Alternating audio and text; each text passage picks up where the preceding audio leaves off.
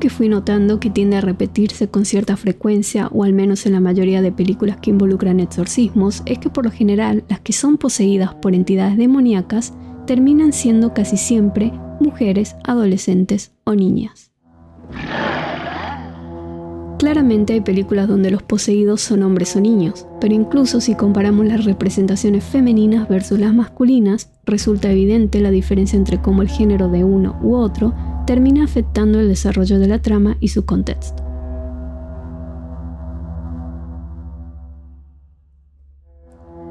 Eva cedió a la tentación. Cuando Adán y Eva fueron colocados en el jardín del Edén, aún no eran seres mortales. Dios les dijo que podían comer libremente de todo árbol que había en el huerto, salvo uno de ellos, el árbol de la ciencia del bien y del mal. De ese árbol Dios dijo: el día en el que de él comieres, de cierto morirás. Satanás, que no conocía la mente de Dios, pero que intentaba destruir su plan, se acercó a Eva en el jardín del Edén y la tentó a comer del fruto del árbol de la ciencia del bien y del mal, asegurándole que Adán y ella no morirían, sino que serían como dioses, conociendo el bien y el mal. Eva cedió a la tentación y comió del fruto.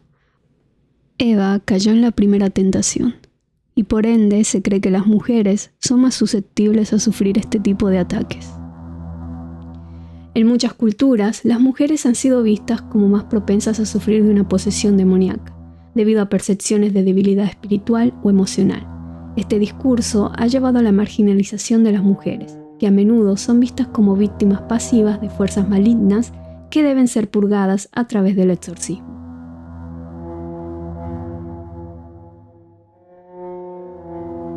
Además, la representación mediática del exorcismo ha amplificado estos estereotipos. Películas y series de televisión han retratado a mujeres poseídas de manera sensacionalista, enfatizando la pérdida de control y la vulnerabilidad física y emocional. Pero ¿por qué pasa esto? ¿Por qué en algunos casos se tomó la decisión de modificar determinados factores que formaban parte de la historia real, solo con el fin de poder perpetuar con ciertos cánones anteriormente establecidos?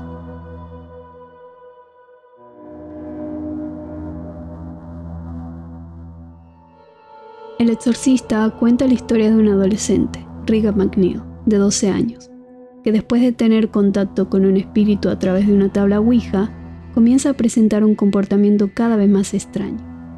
Regan termina siendo poseída por un demonio. A medida que la condición de la niña empeora, su madre Chris solicita la ayuda de 2 sacerdotes católicos.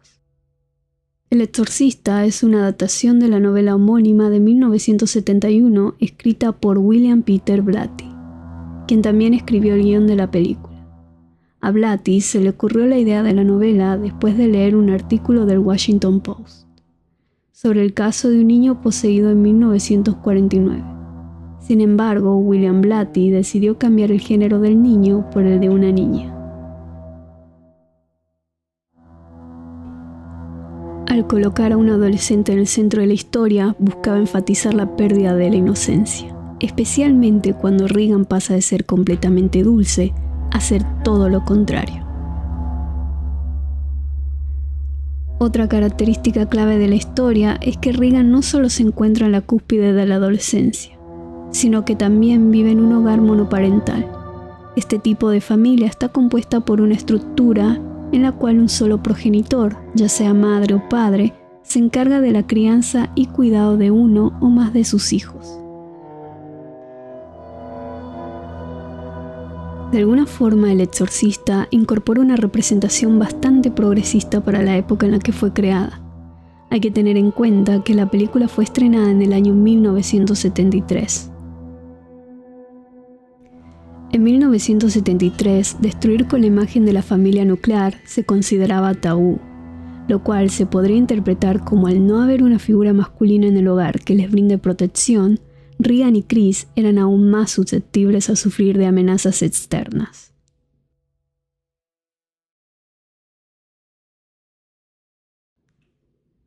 En la tesis escrita por Frances Gateway llamada Las películas, los legados de la guerra y la corrupción, señala que el año 1973 terminó con la exposición de una mujer soltera y su hija siendo castigadas al querer desafiar el orden social de una familia nuclear.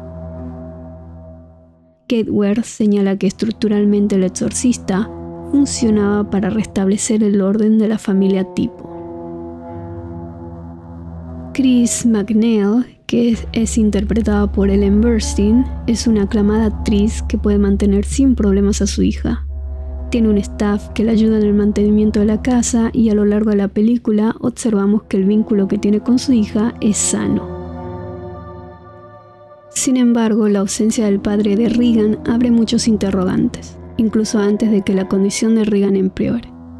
Por motivos que desconocemos, notamos que no mantiene contacto con su hija. Su padre se encuentra en Europa y, mientras Chris intenta contactarlo, queda claro que existe una evidente tensión no resuelta entre ellos dos.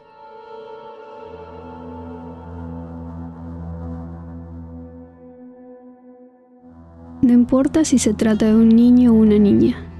El hecho de que dos padres se divorcien es un acontecimiento trágico para toda familia, sobre todo en los años 70, cuando todavía el divorcio y la separación no eran aceptados ni aprobados socialmente. Creo que el demonio o lo que sea que manipuló a Regan lo hizo para llenar el vacío paterno de Howard. En las primeras etapas de la posesión, Regan se refiere a esta figura demoníaca como Capitán Howdy. Howdy podría estar relacionado con el nombre del padre de Regan, Howard. Seguramente esta entidad demoníaca conocía la debilidad de Regan de no tener una figura paterna que se hiciera cargo de ella, o en todo caso que le brindara a la familia la protección paterna necesaria. El libro deja en claro que el Capitán Howdy es un demonio, y cuya figura paterna, si es que la hubo hacia Regan, fue un truco para ganarse su confianza y facilitar el camino para la posesión total. En el libro Men, Women and Chainsaws de Carol J. Clover explica que las películas centradas en posesiones, donde una mujer es la víctima, a menudo giran en torno a someter el cuerpo femenino a una especie de metamorfosis. En el caso del exorcista, Regan es sometida a múltiples pruebas médicas, seguida de hipnosis en un intento de encontrar una razón científica a su comportamiento.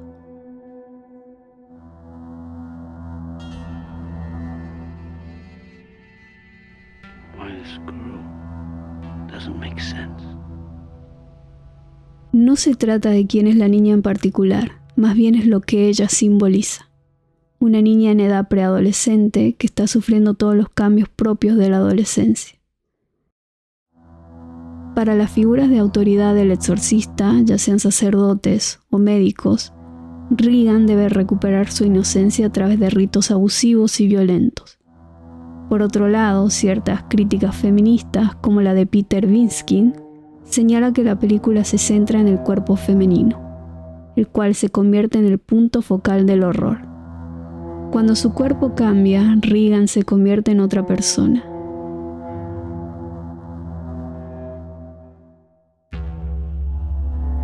La película española Verónica del año 2017, dirigida por Paco Plaza, está basada en el expediente del caso Vallecas. El filme ilustra temas similares a los previamente planteados.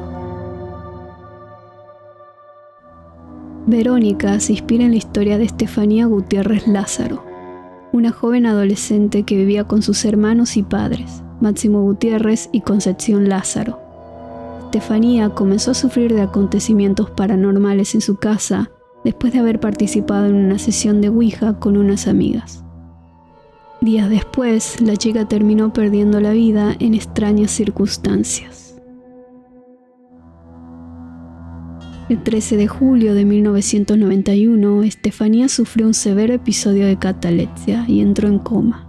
Fue llevada al Hospital Gregorio Marañón, donde falleció en horas de la madrugada. La autopsia no pudo determinar las causas de su muerte, calificándola como una muerte súbita y sospechosa. En la película, la trama gira en torno a una adolescente llamada Verónica, que a diferencia del caso real, vive solo con su madre y sus 3 hermanos pequeños. A circunstancias de que su padre ha fallecido recientemente, su madre tiene que trabajar numerosas horas para poder mantener a la familia. Por lo tanto, es Verónica quien debe hacerse cargo de sus hermanos. Resulta evidente el vacío que siente Verónica por la pérdida de su padre, lo que provoca que quiera contactar con él a través de una sesión espiritista que realiza con sus amigas, invocando sin darse cuenta a una entidad malévola que comienza a poseerla.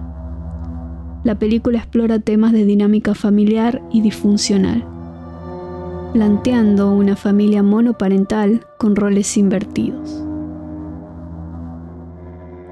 En esta película, al igual que en El Exorcista, se remarca la ausencia paterna, haciendo hincapié en cómo esto influye, en mayor o menor medida, a la vulnerabilidad espiritual y psicológica de los personajes.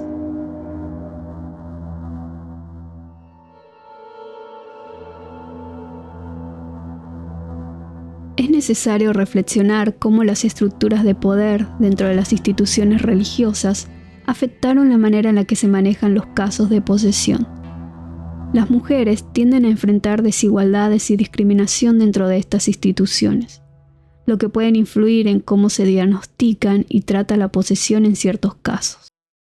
Películas como El exorcismo de Emily Rose, del año 2005, y Requiem, El exorcismo de Micaela, del año 2006, agregan otra capa a la narrativa que involucran exorcismos y creencias religiosas. Basadas en el caso real de Annalise Michael, estas películas exploran las implicaciones legales y éticas de la participación religiosa cuando una joven muestra signos de posesión. Plantea preguntas sobre la fe y la medicina, los límites de la autoridad religiosa y las consecuencias de las creencias espirituales. Annalise Michael fue una joven alemana, la cual fue sometida a un exorcismo en 1975. Y a consecuencia de este perdió la vida un año después. Habiendo centrado su vida alrededor de una devota fe católica, Annalise empezó a manifestar un estado de posesión demoníaca, que se caracterizaba por una intolerancia a objetos e imágenes religiosas. En junio de 1970, Annalise fue internada de nuevo en el hospital psiquiátrico, donde le fue prescrita medicación con el objetivo de tratar convulsiones por primera vez, aunque nunca llegó a aliviar sus síntomas. Sus padres acudieron a la parroquia local solicitando que su hija fuera sometida a un exorcismo. Poco después, el párroco Louis Alt, considerado un respetado experto en la materia, pudo probar que Annalise reunía con todas las condiciones suficientes para ser considerada como poseída. Y finalmente consiguió el permiso de las autoridades eclesiásticas para realizar un exorcismo. Durante las sesiones, Annalise manifestó estar poseída por 6 demonios diferentes. El exorcismo se prolongó durante un año. En la primavera de 1976, Annalise sufría de neumonía y anemia. Gradualmente debilitada, murió el 1 de julio a los 23 años. La autopsia de Annalise atribuyó el fallecimiento a la desnutrición y deshidratación. Sus padres y los sacerdotes responsables fueron acusados de homicidio negligente. La investigación y el juicio subsiguiente atrajeron la atención del público y los medios de comunicación, debido a la decisión inusual de la Iglesia Católica de emplear un ritual de 400 años de antigüedad. Es crucial reconocer que la posesión y el exorcismo son fenómenos complejos que no deben ser reducidos a estereotipos de género. También resulta fundamental que la comunidad médica y religiosa adopte enfoques más empáticos y científicamente fundamentados para poder abordar este tipo de temas, evitando así la estigmatización y el daño emocional que pueden resultar de estas interpretaciones.